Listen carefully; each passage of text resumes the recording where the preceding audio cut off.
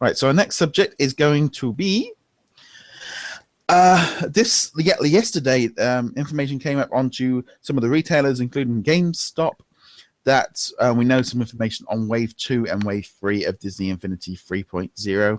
Wave 2 kind of was already out there, I think, which was Rise of the Empire, Chewbacca, Darth Vader, and Han Solo, and the Power Disc Pack for Star Wars, the original classic ones. They are going to be out. Let me just bring up GameStop here for us all. So, because they put their information up. I'm just trying to think when it was. Because in the UK, they're slightly later. They're out. I think it's the 2nd of October. I think it's the 28th of September, isn't it, for you guys in the US? That is accurate. Yes. Yes, that's what I thought it was. Yeah, so they put that. So they're all available now for pre-order. So here we go. You can see here, 29th of September is the Rise Against the playset. It is a part of the Saga bundle if you get that. So it's been especially out for here. And then we've got Wave 3, which is going to include Darth Maul. He's going to be out on the 3rd of November. And so is going to be Ultron.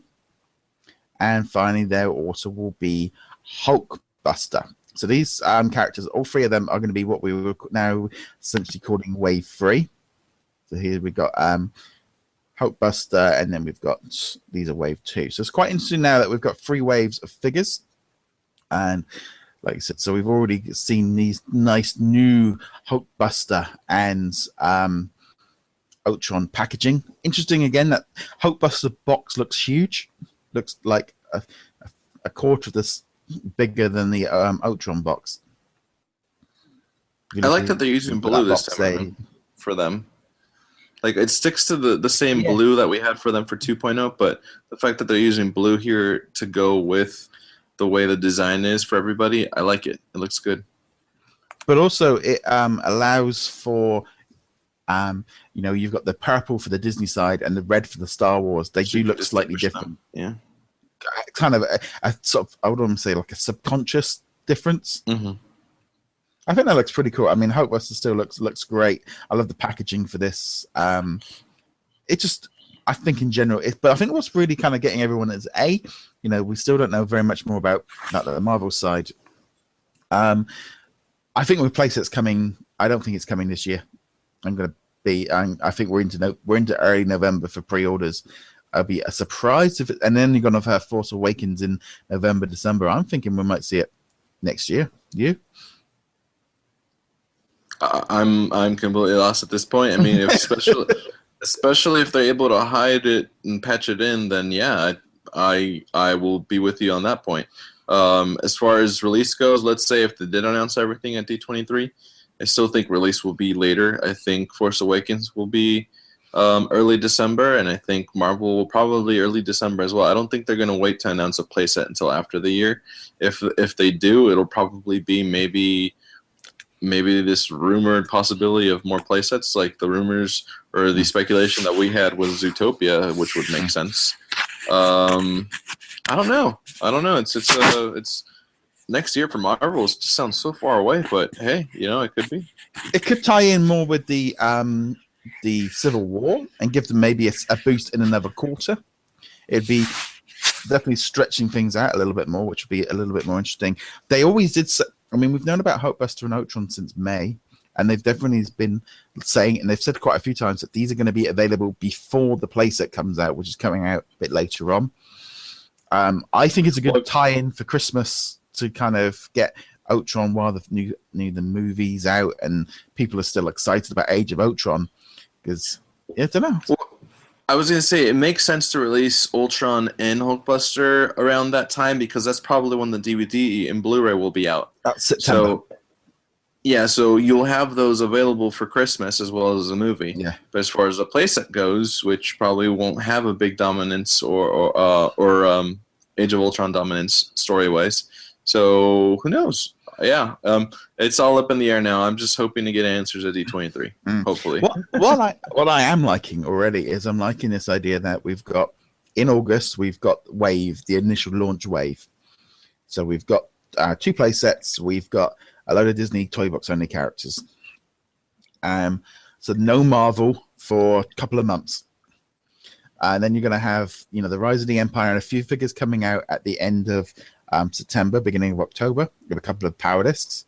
Nicely spread out. I mean, obviously, if you get the Rise of the Empire one, so like for me, suddenly then like Han and Chewie and Darth Vader are getting like a month later. And then a month later after that, I'm then getting Darth Maul, Ultron, and Hulkbuster. And I'm quite liking this idea that if they're trying to spread it out, because if they're doing the amount of figures that they're planning, that we seem to be thinking is coming, I think having them a month apart is probably a good idea. Give people a check, because if they did all this on one big, huge dump at the beginning, it would be a hell of a lot. So I'm liking this kind of constant little trickles and stuff. I still, to this day, debunk the theory of the 16 Disney characters. I debunk it. That display has nothing to do with our amount. That's just my opinion, But yeah, I don't know. I disagree. But okay. No, but I do agree with you. I love the spreading out. I love it. Skylanders did this very well. I mean, I think they had already announced Superchargers, and they still had a few figures to release on the store. And that's just genius. And that avoids Disney showing on their books, like a recent article you put up, that avoids showing Disney that they had a loss. If on the Disney Infinity side, if they're selling figures throughout the entire year, that's perfect. And it's going to keep us buying them. And also, the way how cool Hulkbuster looks, people are going to want to buy Hulk. And that's a 2.0 figure. So yeah. I mean, I think this is the thing with 3.0, if they spread it out a bit more, because they've now got 3 different franchises all competing. Like with 2.0, we only really had wave 1. We had a second wave of Disney characters.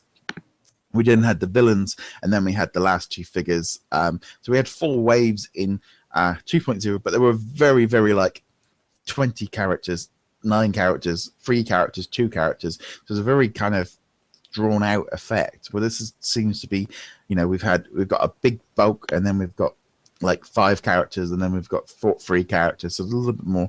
I do like this idea, and I also think I wouldn't surprise me if we saw some of these Disney characters that we're going to see announced at D23 in that 3rd wave. Awesome! I can't wait. Because I think they're going to want to get as much out in this holiday season. They can't keep. As much as I'd like to see them spreading things out into Easter and New Year, Easter, they've got to get most of it on the shelves before Christmas. So, but I'd like to see them releasing. If they get the Force Awakens stuff out in December, that would be nice to kind of. Then we've got 4 months of new content, and I just love the idea of getting a playset or a toy box expansion game months after release, rather than, because it's going to be enough to do already. Oh, we're going to have a lot of farming to do too. Yes. Yeah.